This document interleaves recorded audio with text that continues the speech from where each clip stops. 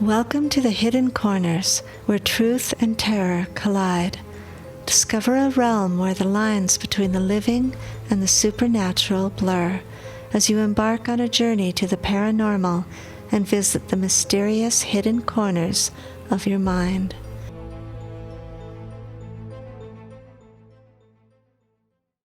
This is Book 4 of the Wolfman Chronicles, Chapter 4, Baby Werewolves, and it begins in Norway.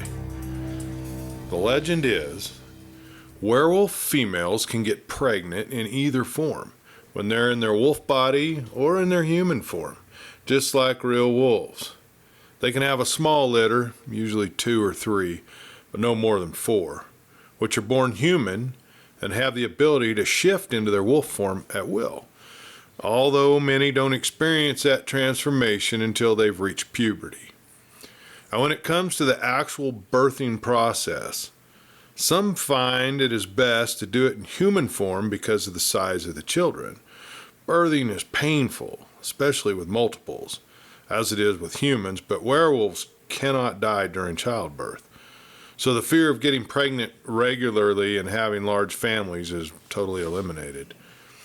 Pregnancy for a female werewolf is shorter than the 9 months a human would normally have. Werewolves grow rapidly in the first few years, so the gestation can be as short as 3 months or something longer, depending on how many babies the female is carrying. In werewolves and human breeds, the werewolf gene can sometimes transfer to the unborn child, but it's rare.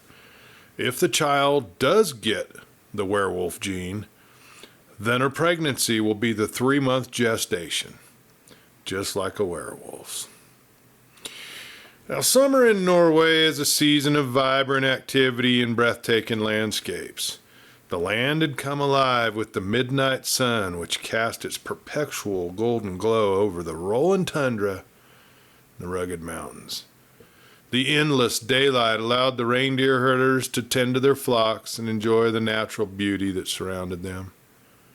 Usko's people were the Nenets, but they joined with the indigenous Samis during the time of the year, migrating with their reindeer to the lush pastures of the highlands and the coastal areas. Here there was enough grasses, mosses, and lichens for all the herds to graze. The landscape was a patchwork of giant meadows interlaced with sparkling freshwater rivers and rocky outcrops, all set against the backdrop of the distant snow-capped peaks. The herders had set up camps with their traditional lavu tents and would move them as needed to fresh grazing areas. This was a time for community. The herders shared meals and stories and songs, passing down ancient traditions and knowledge. They fished in the rivers and the lakes, they gathered berries from the forest, and they hunted small game for their meals. The summer festivities lasted all the way from June to September as the reindeer grazed, gaining the strength and the weight they would need to get them through the winter. Now, this was also the time when the newborn calves would appear.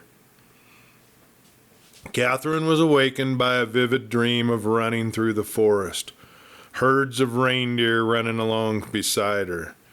She sat up in her tent, the cool morning air mingling with the lingering warmth of her sleeping bag.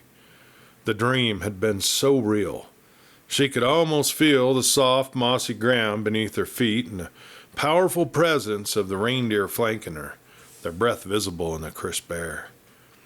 Usko lay beside her, soundly sleeping, gently snoring. The babies were kicking, and she struggled to rise, noticing that her belly had swollen even larger as she slept. Stepping outside her tent, she was greeted by the serene beauty of the Norwegian summer. The sun, already bright despite the early hours, bathed the landscape in a golden light. The rolling tundra stretched out before her, dotted with wildflowers, and crisscrossed by clear streams. And in the distance she could see the herd of reindeer grazing, their antlers silhouetted against the morning sky. The dream had left her with a sense of urgency. She dressed quickly and made her way towards the reindeer, who lifted their heads, acknowledging her presence with their calm dark eyes. She felt a part of their world now, her life intertwined with theirs. She walked up to the largest of the pregnant females and gently petted her nose. As she did so, she felt a sudden lurch in her own body. She breathed out in pain and turned to head back to the tent, but a dizziness swept over her and she felt herself begin to fall. That reindeer had stretched out her long, graceful neck and broke her fall. Catherine landed on her knees, instinctively wrapping her arms around her large, pregnant belly. For a moment, everything was a blur. She could feel the solid, warm presence of the reindeer against her, the rhythmic rise and fall of its breath steadying her own. She closed her eyes, willing the dizziness to pass, focusing on the comforting scent of the reindeer's fur and soft murmurs of the herd around her.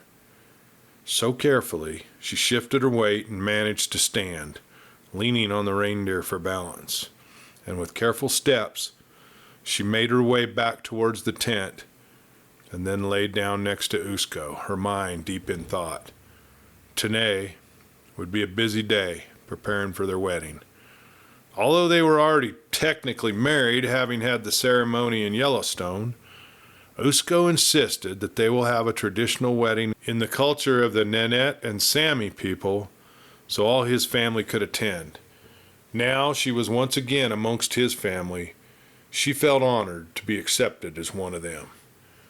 Because she was an outsider, though, some of the traditions did not need to be upheld, but they would still wear the traditional dress of his people.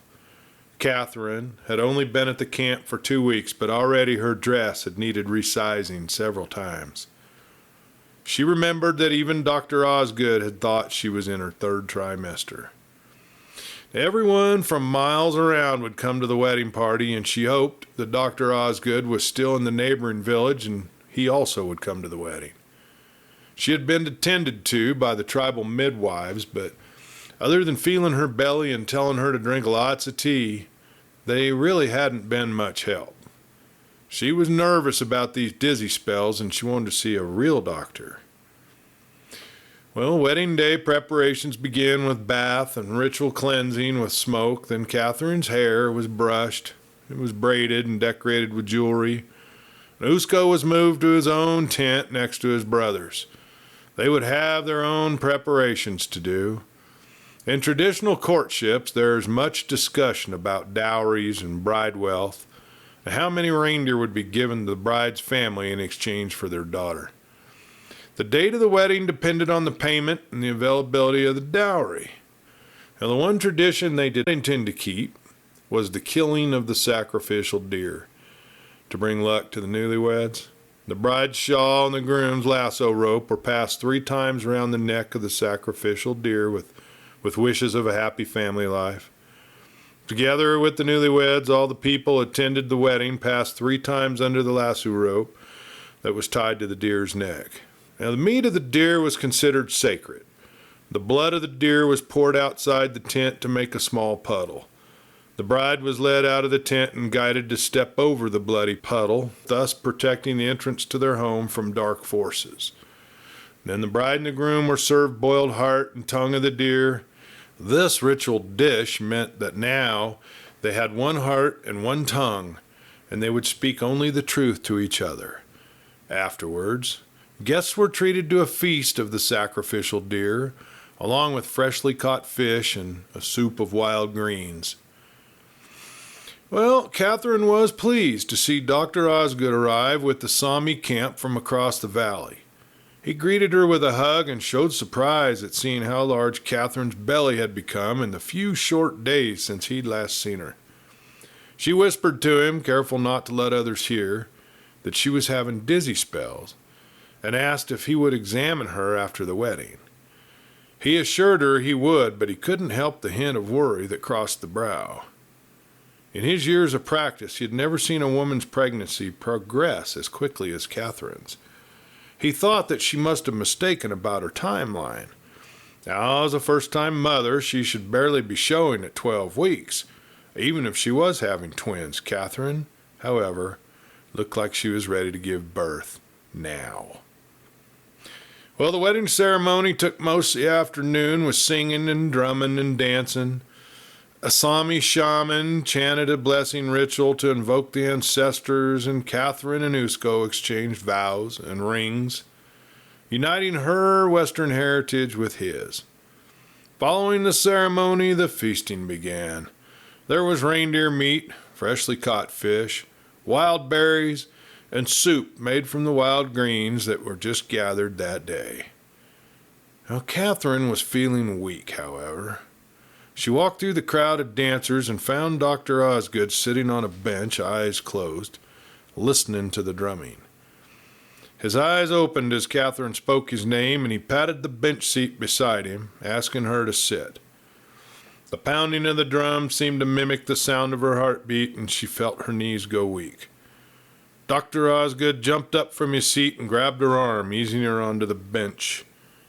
She sat for a moment and just breathed through the dizziness as Dr. Osgood checked her pulse. "Well, tell me what you're feeling," he asked.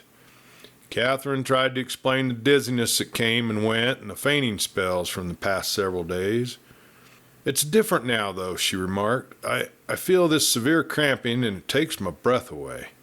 Just then she gasped and breathed through another round of dizziness. Dr. Osgood had been in family practice for more than 4 decades and had delivered hundreds of babies into this world. Looking at Catherine, he was almost 100% certain that she was in the early stages of labor. "I don't know if it's proper for a man other than your husband to go with you into your bridal tent, but we need to get you checked out. I think you're going into labor, Catherine. Let's go find Usko." Leaning heavily on his arm, Catherine led the way through the crowd of dancers to the bridal table. Usko looked up with concern when he saw her approaching, and Dr. Osgood shook his hand and explained that Catherine needs attention quickly. Usko whispered an explanation to his mother so that she would keep the gossip at bay, and the 2 men helped Catherine to the tent.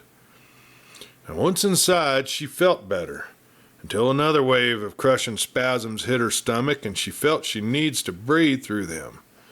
The doctor asked Usko to find medical gloves, a sterile bowl, and clean blankets. Usko ran to the medical sledge where a small supply of necessary medical equipment to care for sick reindeer and, well, the occasional sick person was all kept there. It only held a few simple supplies, but Usko found sterile gloves and blankets and a basin. He also found a stethoscope and some alcohol. Not knowing what else he might need, he gathered the few things the doctor had asked for and ran back to their tent. Catherine was feverish, and Usko's mother was now in the tent, bathing Catherine's forehead with a cool cloth. She had watched and helped several women give birth through the years, but she understood the difference in this situation. She remembered the day Usko was bit by the wolf and the resulting transformation that he had experienced. And now she wondered if her son would pass the mark of the wolf on to his baby. Well, Catherine was drifting in and out of consciousness. Dr. Osgood routinely checked her heart and pulse rate. He knew there was no way to transport her. The nearest town with a hospital was at least 100 miles away. He wished that he had his medic's bag with him, but delivering a baby was the last thing he thought he'd been doing when he had packed his bags for this vacation. In between contractions, Dr. Osgood encouraged Catherine to take a rest. She tried to talk to him, to explain that the babies might not be normal, but he hushed her and told her everything would be all right. "But doctor," Usko explained, "she's trying to tell you that these babies, our babies, might be different than you expect." Dr. Osgood looked closely at Usko. "Let's not worry about that right now. We need to make sure this lovely lady and those babies are all safe. You just try to keep her focused on your face. Breathe with her. Let me do my job." And with that, the tent became silent as Catherine's eyelids closed and she breathed through another gripping spasm. Jack and Sasha entered Alaska on the Great Alaska Highway. Anthony Bourdain called this stretch of highway the road to North America's last frontier. The Alaska Highway winds its way through wilderness connecting Dawson Creek, British Columbia, and Fairbanks, Alaska. It was because of the bombing of Pearl Harbor in 1941 that the highway was built, originally as a supply road to defend North America against the Japanese invaders. President Roosevelt authorized construction of the Alaska Highway on February the 11th in 1942. The formal agreement between the United States and Canada stipulated that the U.S. pay for the construction and turn over then the Canadian portion of the highway to the Canadian government after the war ended. And in turn, Canada furnished the right-of-way, waived import duties, sales tax, income tax, and immigration regulations. While the majority of the highway took just over 8 months to build, it was primarily a military road until it was officially opened to the public in 1948. It's not uncommon to see moose or other wildlife crossing the road along this stretch of scenic highway. This trip had been on Jack's bucket list since he was just a young boy. It was nice to have someone along to share it with, and Sasha was just as captivated by the landscape as Jack was. He thought it would be nice to sell his ranch in Montana and move on up here, someplace safe and far away from everyone. The crisp Alaskan air greeted them as they drove into Fairbanks, though the sun was shining high overhead. Now Fairbanks, known as the Golden Heart City, was bustling with activity. The town's rustic charm was evident in its wooden buildings, murals, and the friendly faces of the locals, and waved at them as they passed by. Jack parked the truck near a small cafe that boasted the best coffee in town, a perfect remedy for the long hours that they had spent on the road. It had a couple tables outside on the sidewalk so the dogs could join them with a bowl of milk. Over steaming mugs of coffee, they began planning their next steps. Fairbanks didn't feel like just another stop on their journey. It felt like the beginning of a new chapter in their lives.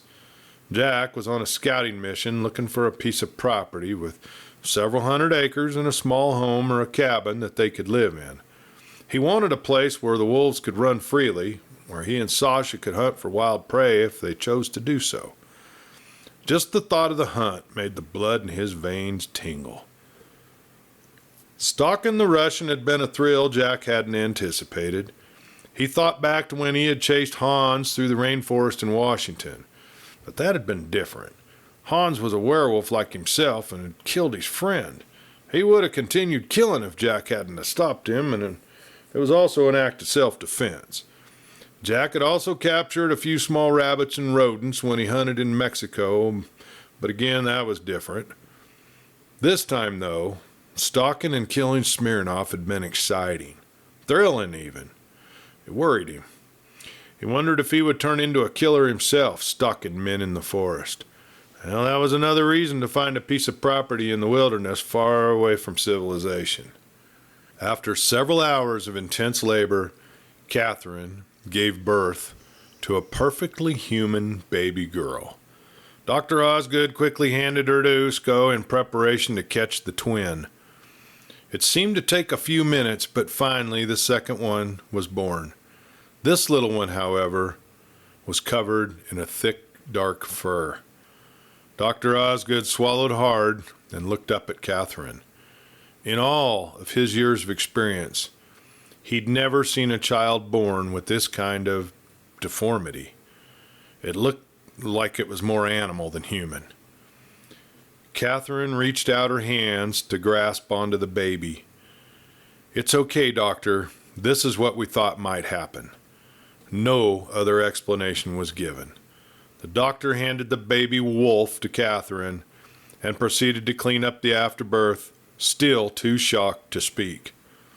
Bowls of heated water and soft cloth was brought in by Usko's mother, and the doctor noticed that she didn't seem the least bit surprised at the second baby's appearance. As she began to gently wipe the babies clean, the little wolf seemed to change its appearance, taking on more human characteristics.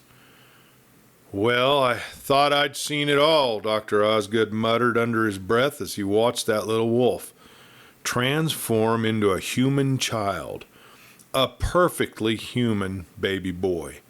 But just as strangely, the little human girl was now growing just a little more furry. "Please don't tell anyone outside of our camp," Usko asked the doctor. "You can understand our need for privacy. Both Catherine and I carry the wolf genes in our DNA. It's been passed down through our families for generations." The doctor nodded. "Now I understand why Catherine had had such a short gestation. And I'm very interested in this phenomena. I'm asking to remain your doctor, and I will keep your case in the strictest of confidence. But I really want to watch these little ones grow and see how they develop." He brushed the cheek of the little girl, who was now almost entirely in her wolf form. "Please think of me as the grandfather who watches over you." Catherine smiled at the doctor. She knew that he was absolutely sincere. The celebration outside the tent was buzzing with the news of the new arrivals. Everyone wanted to wish the new couple well and to see the babies. It wasn't common to get married and have a child on the same day. In fact, even the oldest of the Sami had never experienced such an occasion, but Usko's mother, the proud new grandmother, kept everyone at bay. "The new mother needs her rest, and no one is allowed inside that tent," she explained as she shooed everyone away. "She will be given 3 days' rest, then you may come see the babies." Though the wedding celebration normally continued throughout the night and into the next day, everyone was asked to please return to their own camps. Women began clearing the food, and the celebration tents were dismantled and folded for transport back to the main village of the Sami. Catherine was tired. She knew that she should be expected to stay in the tent for 3 days, resting and cared for by the ladies of the camp. But she wanted to call Jack and tell him the news. Unfortunately, there would be no way to communicate with anyone until they could drive into the village. They watched as the 2 little ones slept, snuggled in a blanket of wolf fur. Ulfr is the old Nordic word for wolf throughout Scandinavian countries, so they named their babies Ulfr and Una. The next several days were a flurry of activity as the 2 little ones alternated between their little wolf bodies and their little human form.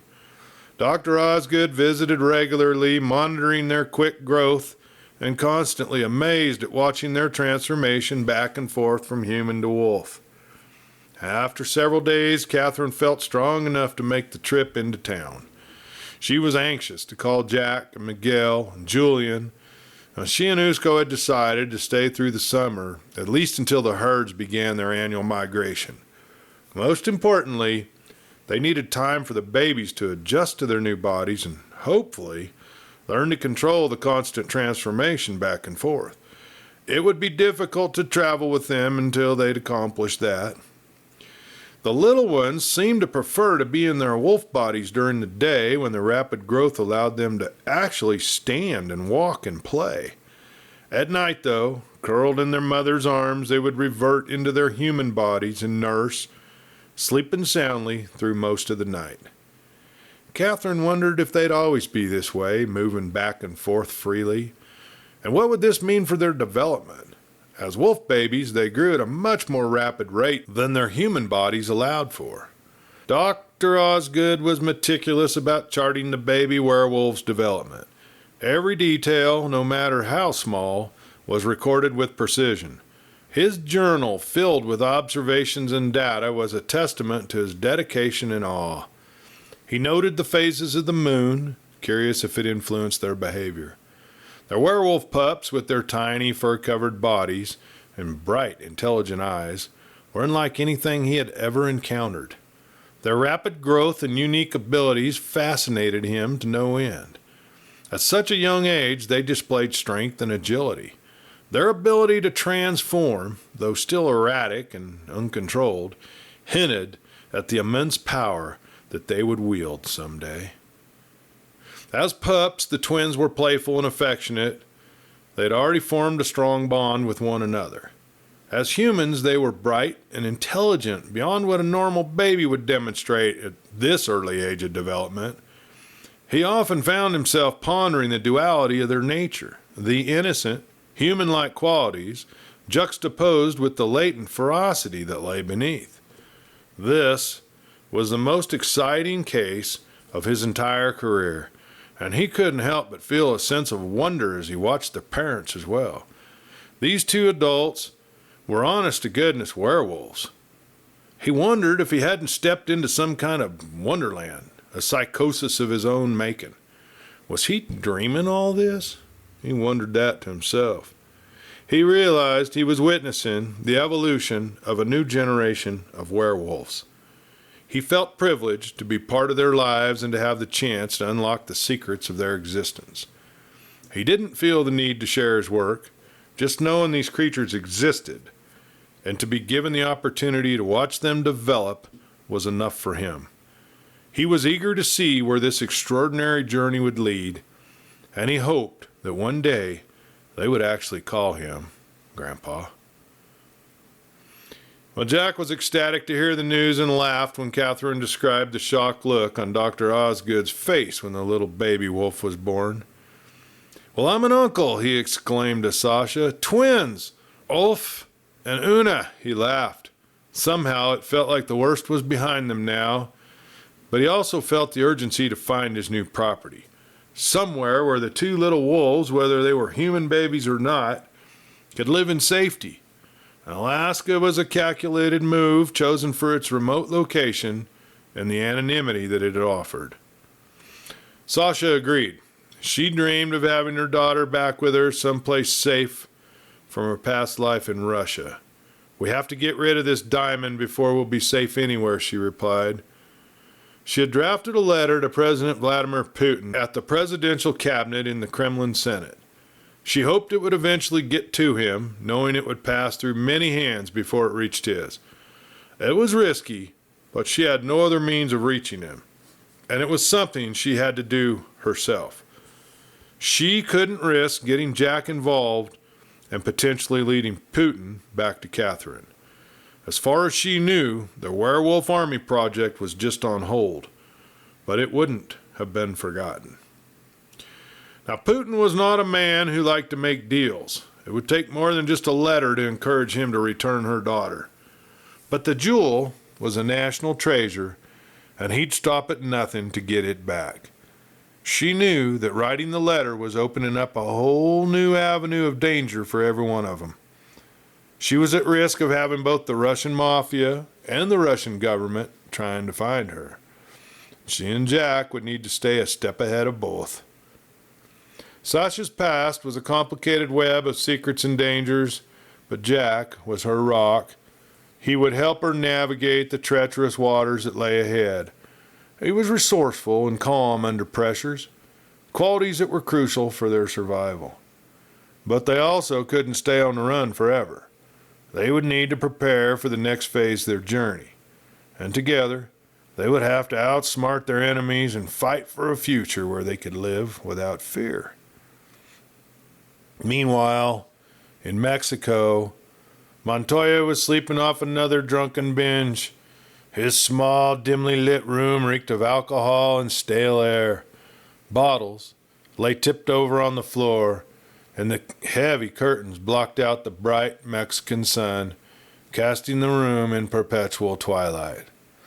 Now, Montoya's life had spiraled into a haze of drinking and regret. Once a promising figure in politics, he had succumbed to the bottle after a series of personal and professional setbacks. The person responsible for his ruin was a woman he had loved and lost, Juanita.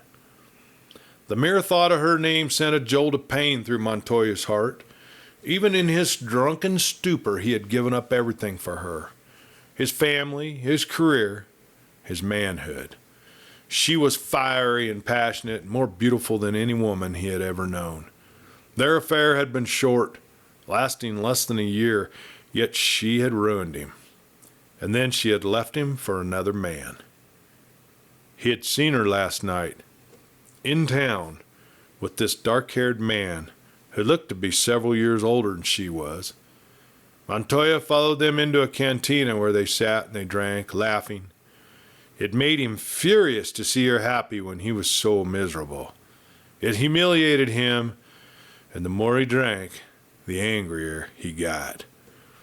When they got up to leave, Montoya followed them out, fingering the knife he carried in his belt. Staggering closely behind the couple, Montoya called out her name, "Juanita!" She turned, and the look in her eyes shot daggers into his heart. The man she was with stepped between them, but Juanita placed her hand on his arm, saying, "Forget him. He is no one," and spat at Montoya's feet. Montoya remembered reaching for his knife, but everything past that was a blur. The next thing he knew, he was lying on the sidewalk in front of his apartment. Carmen, the landlady, was standing over him, bumping his side with her slippered foot, trying to wake him up. She had seen too many tenants like Montoya, men who had fallen on hard times and couldn't find their way back. She helped him to stand and guided him to his room, where he fumbled with his keys and let himself in, collapsing on his bed. As Montoya lay in his drunken stupor, images of Juanita flickered through his mind like an old black and white film reel. Seeing her had set off a chain reaction, and even in his dreams his anger grew, and he woke in a rage of fury. If he couldn't have her, no one else could either. He decided right then that morning that he would kill the man who had stolen her away. He stood up, and he felt the knife missing from his belt. It was not in his pocket either. Had he dropped it? He wondered. He vaguely remembered the fight from the night before. Juanita calling out the name, Julian. He remembered the man's hands around his neck, and opening his shirt, he saw the bruises that had formed. Seeing them only served to fuel his anger more. He laughed into the reflection looking back at him in the bathroom mirror. Now, for the first time in months, he had a goal. His life once again had purpose, and that purpose was to kill this man named Julian.